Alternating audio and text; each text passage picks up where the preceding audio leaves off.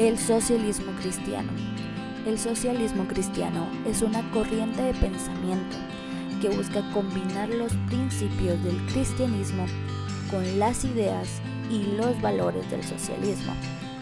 Esta ideología surge de la percepción de que los preceptos del cristianismo, como la preocupación por los pobres, la justicia social y la igualdad, se alinean con la meta del socialismo, que busca eliminar las desigualdades económicas y promover el bienestar de todos los miembros de la sociedad.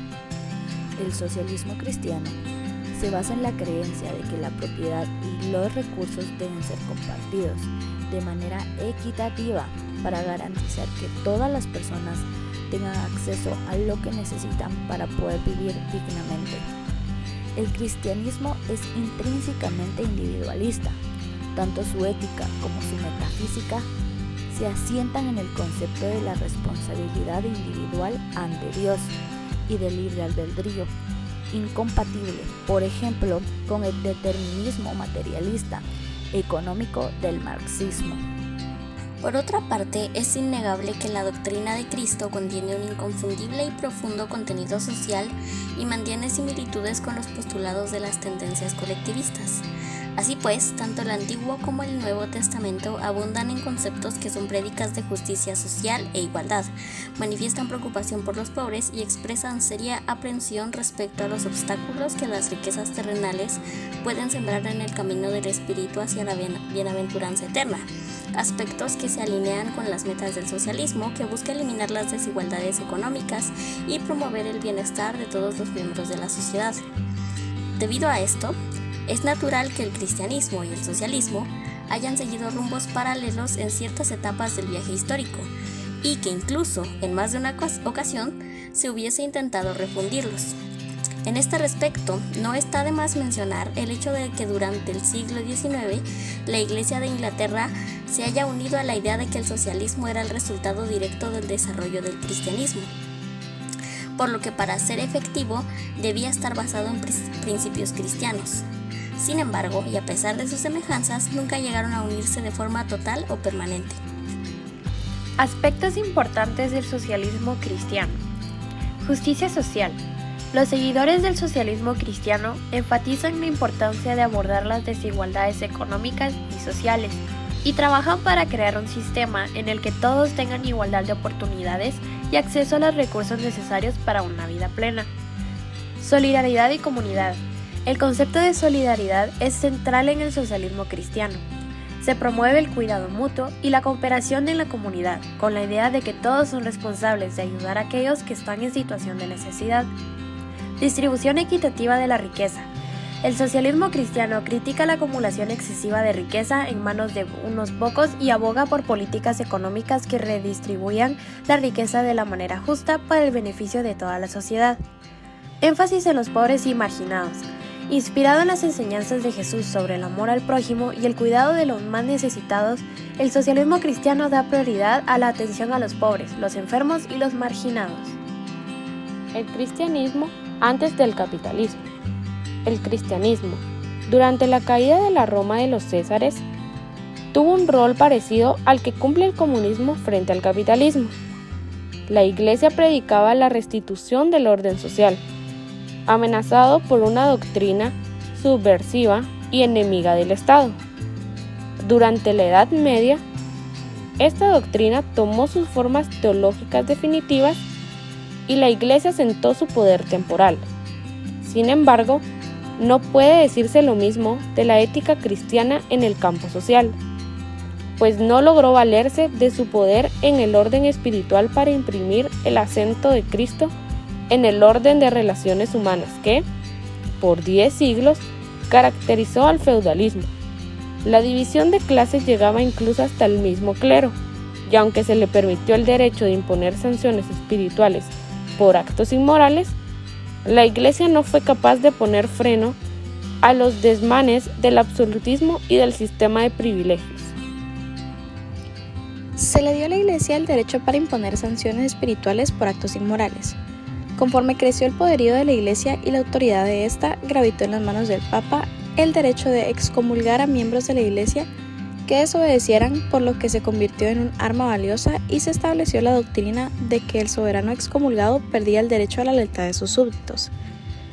Los sacerdotes salidos de los estratos inferiores realizaban la tarea evangélica en contacto con el pueblo.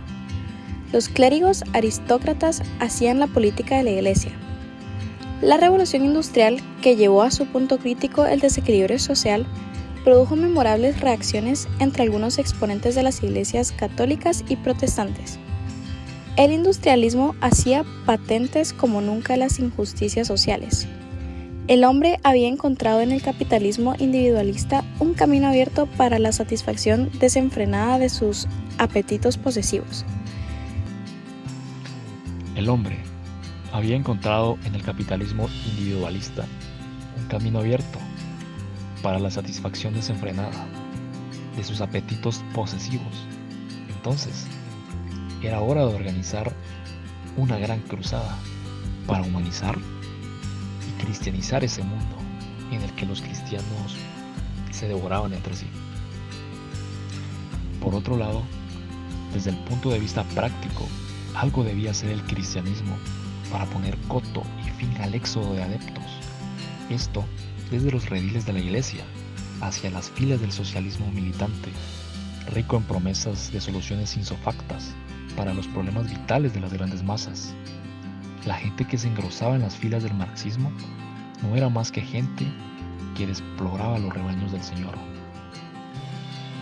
Entonces, en el campo católico, muchos fueron los intentos por detener este abandono del pueblo, como lo es el caso del sacerdote francés Robert Lamine, quien con el propósito de aproximar entre sí la Iglesia romana y las masas trabajadoras de Europa, propuso que la Iglesia debía ponerse franca y debidamente de parte de los desposeídos, lo que inmediatamente le conquistaría la simpatía y adición a estos. El apoyo a estas propuestas se terminó cuando Lamine se atrevió a pedirle a la Iglesia que adoptara los principios de la Revolución Francesa, estimulando además la organización de sindicatos y promulgando un gobierno republicano.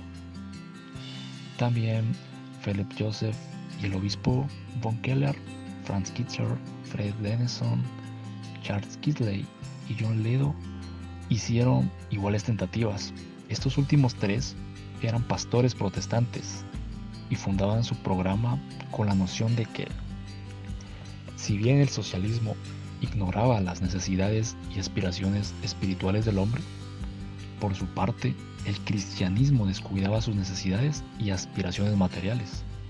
Existía una disyuntiva. Por lo tanto, era preciso cristianizar al socialismo y socializar al cristianismo.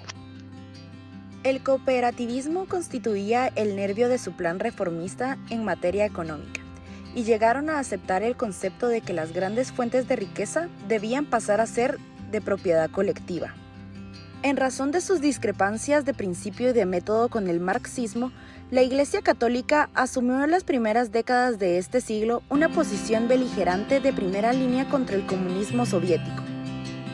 En Francia, Estados Unidos y algunos países de Sudamérica, particularmente en Chile, sacerdotes y pastores iniciaron desde la década de 1940 campañas destinadas a ganar terreno entre las masas trabajadoras, con el objeto de alejarlas del proselitismo comunista. En las encíclicas Mater e Magistra y Pacem in Terris son documentos memorables, pues muestran la moderna posición oficial de la Iglesia, en contraste con las actitudes de los grupos religiosos extremistas. Por un lado, Mater e Magistram, si bien afirma el principio de la propiedad privada, dicha propiedad debe tener una función social y no ser excesiva. Además, afirma que la intervención del Estado en la economía puede ser justificable, en algunos casos de excepción, pero no con carácter prioritario. Pacem in Terris, por otro lado, afirma que solo puede haber paz si ella está fundada en la verdad, la justicia y el amor. La paz debe estar fundada, además, en el respeto a los demás, hombres y pueblos, y en la práctica de la fraternidad. En el campo de las diferencias que separan a la Iglesia Católica del comunismo y como muestra de lo alejado que a veces puede estar el dogma de la realidad, es característico el hecho que causa gran desconcierto entre los observadores extranjeros de que un enorme número de militantes comunistas italianos son fervorosos católicos con una conciencia tan convenientemente organizada que no encuentran discordancia alguna entre los deberes que impone el partido y el devoto cumplimiento de sus obligaciones religiosas. Conceptos fundamentales del socialismo cristiano. Inspiración espiritualista del cristianismo, fundada en la responsabilidad final del hombre ante Dios. La prédica de Cristo sobre la igualdad de los hombres ante Dios y el amor al prójimo que se traduce en caridad en función de justicia y solidaridad entre los hombres. El desprendimiento de los bienes terrenales y el repudio de los apetitos posesivos desenfrenados. La paz y la armonía como normas de coexistencia social. Los métodos políticos de la democracia. El gobierno emanado de la voluntad popular, con el debido respeto al libre arbitrio, a los atributos de la personalidad humana y a las libertades civiles, y la evolución política desarrollada a través de los métodos democráticos, la legislación libremente discutida y adoptada por la mayoría, etc. El acento del socialismo sobre la solución de los problemas del orden económico que afligen a las grandes mayorías.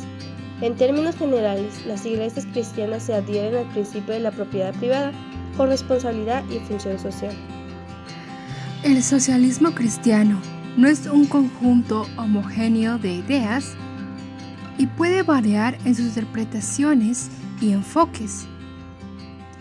En términos de subtemas o enfoques dentro del socialismo cristiano, se pueden identificar a varios, aunque no hay una categorización universalmente aceptada. Algunos posibles subtemas incluyen liberación, teología. Se centra en la idea de liberar a las personas de la opresión y la explotación económica, interpretando la Biblia desde una perspectiva de justicia social y emancipación. Comunitarismo cristiano pone énfasis en la formación de comunidades basadas en la igualdad, la cooperación y el apoyo mutuo, reflejando los valores cristianos. Cristianismo de base se refiere a la participación activa de las comunidades cristianas en la lucha por la justicia social y los derechos humanos, abogando por cambios estructurales en la sociedad. Economía solidaria se centra en la promoción de modelos económicos alternativos basados en la cooperación, la propiedad común y la equidad, en contraposición al capitalismo individualista. En resumen, el socialismo cristiano busca integrar los principios cristianos con las ideas socialistas para promover la justicia social, la igualdad y el bienestar de todos los miembros de la sociedad. Para finalizar, podemos concluir que el comunismo cristiano busca reconciliar las enseñanzas de Jesucristo con los principios igualitarios del comunismo, enfocándose en la propiedad colectiva y la distribución equitativa de recursos. Combina valores espirituales y sociales al promover la justicia social, la ayuda mutua y la eliminación de las desigualdades económicas en línea con la ética cristiana. Aunque comparte ciertos ideales con el comunismo tradicional, el comunismo cristiano a menudo se centra en la no violencia y el amor al prójimo con los motores del cambio social.